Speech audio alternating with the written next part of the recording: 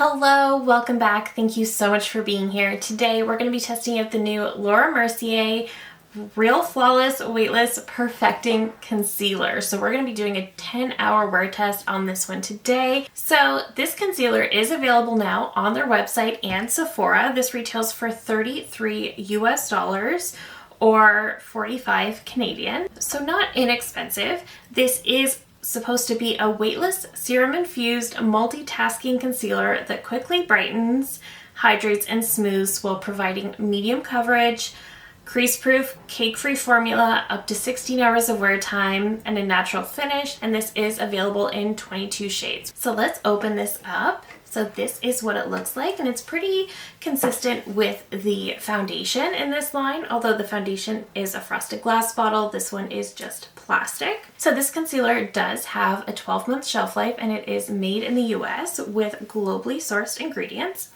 I picked up the shade 1C1. So in the foundation, I had picked up a neutral shade, and it actually was leaning very yellow. So this time around, I did decide to pick up a cool tone shade, and hopefully that kind of fixes the issue. So with all of my concealer wear tests, one side of my face I will powder and do all the things I would normally do. The other side, I'm not going to set it. And then at the end of the day, I want to see how each side wore. Let me zoom you in and we'll get to putting this on the face. Okay, so I'm going to start under the eyes. It does feel quite nice. The shade is looking quite nice as well. It feels very, very thin. I'm also going to just go around my nose, and then just some extra areas down here that need a little bit extra coverage. And just going in with my BK Beauty A506 brush. This really does look to be very, very thin, which I kind of like. I don't like a heavy concealer, especially because I do have drier under eyes. I've been battling dry eyes in general, but the shade match is much better. It's good to see that the cool tone shades don't lean yellow. I was really disappointed with the foundation because it did that, but otherwise, that blended quite nicely actually. It's very quick, very easy to blend. The shade match is kind of perfect, and it is very, very thin. So it definitely feels weightless. I would say much more weightless than the foundation in this line. The foundation I find can feel a little bit heavy if you go in a little too hard.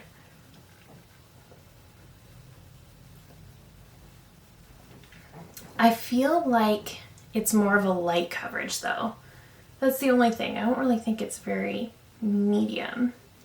And as we know, there really isn't a such thing as a creaseless concealer, but there are some that do crease less than others. So we will see on this one. I think I'm going to add a little bit more though. I just want to see if I can build it to get a little bit more coverage. I really do like how thin and lightweight it is.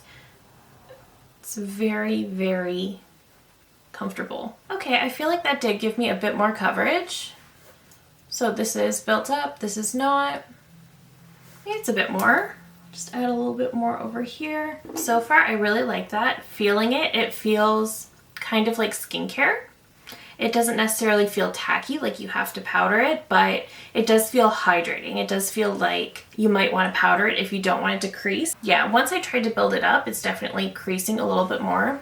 That makes sense. There's more product there, but it's still looking quite nice actually. I am going to go in with the foundation in this line as well. I don't love this simply because it does pull a bit yellow, which I don't like, but I just kind of wanted to keep things a little bit cohesive. So I think what I'm going to do is I'll put this on, I'll finish up the rest of my makeup, and I'll come back before I'm ready to powder. And I think I'm just going to powder this side of my face, and then we'll see what happens throughout the day. Okay, so the rest of the makeup is on. I just went very light today. It's a work day. I've got a lot to do, so I just wanted to keep it really, really simple. I am just going to take my Kosas Cloud Set, and I've decided I'm going to set this eye. I'm just patting that out before I do so, but honestly, it doesn't look like it's creased at all. If you look up close, I can see that it has settled into the lines, but it doesn't look bad. It's not blatantly obvious, so I don't mind that. That's easy enough to smooth out. So now that we have this side set, this side is not, I'm gonna go about the rest of my day. Like I mentioned, it is a work day, so I will be working on the computer a lot. I'm also going to go for a pretty long walk, and I will come back at the end of the day and I will show you how this wore and share my final thoughts. As of right now, I quite like the concealer. It's not blowing me away the way that the Natasha Denona did, but I'm liking the concealer from this range much more than I like the foundation. When I was putting on the foundation, I was reminded of why I don't really love it that much.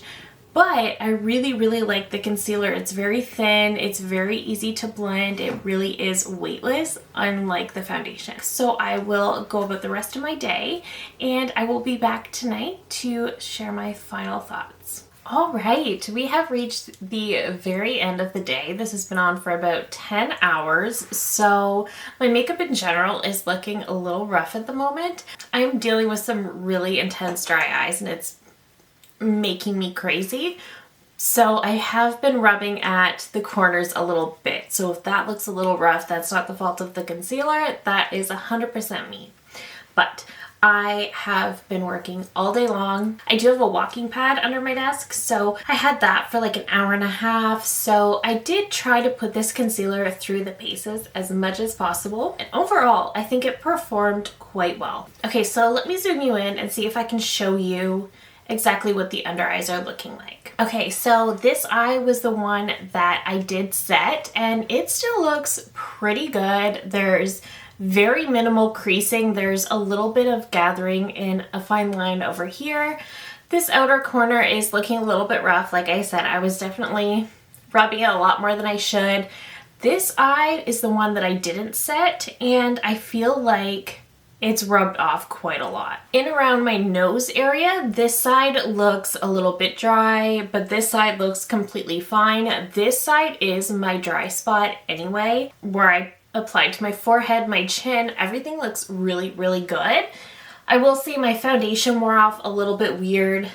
I'm starting to not be the biggest fan of this foundation. I like the concealer so much more than I like the foundation. So the things I really, really liked about this concealer are that it is very, very thin and easy to blend, and it really is weightless, like the name would suggest. I found the coverage was definitely more of a light medium, but it is buildable. You're not going to get full coverage with this concealer by any means, but I did find it to be buildable, so that was nice as well. Otherwise, it was incredibly weightless. It blended super easily. The areas that I set wore all day long and stayed looking pretty flawless, so I'm happy about that. The under eye that I did not powder, it did wear off within the 10 hours, but it does seem like it did so very gracefully. So I mentioned I was rubbing at my eyes a lot, but that was specifically the corners. I was never touching right under here. It was always just the corners. So it wasn't rubbed off by any means, but I will say it definitely wore off really gracefully. I had to look at it a few times to see if there was any concealer left. I think this is quite nice. The shade 1C1 really did work a lot better for me. One of my main complaints with the foundation was that it pulls yellow, whereas I bought this one in a cool shade and it's actually perfect for me.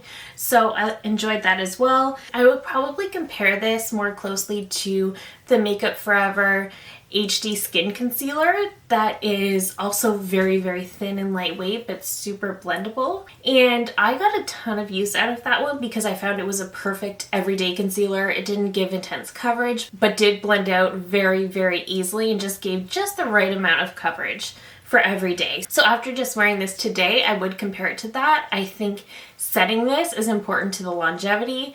I think it did great for the 10 hours in most areas that I set. If you're new here, I do have very dry skin and I live in a pretty cold climate, so my skin really, really loves hydrating products. That being said, there are some products that need to be set even for me. So I do think this needs to be set if you really want to get the maximum wear time. However, I think this is a really nice concealer, and when it does wear off, it wears off very, very gracefully and subtly, which I appreciated.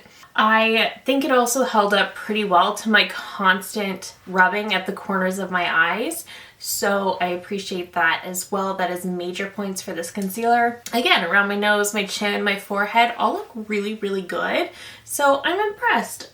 Again, definitely Weightless. I wouldn't necessarily say it's perfecting, but it is definitely Weightless, and I think this is a really great everyday concealer. Again, much like that Makeup Forever that I really, really love. So I will, of course, keep trying this, and I will update you in a speed reviews at the end of the month, but after a 10-hour wear test, I really do like this, and I'm really, really happy I tried it out. I did see that Fenty's coming out with a new one, so I will definitely be reviewing that one as well. So let me know down below if you're planning to pick this one up. Let me know if there are any exciting launches coming up that you'd like to see me review.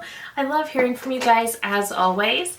Thank you so very much for watching. If you're new here, I hope you'll consider subscribing before you go. I do upload at least 3 new videos every single week. Thank you again so very much for watching, and I will see you in my next one. Bye!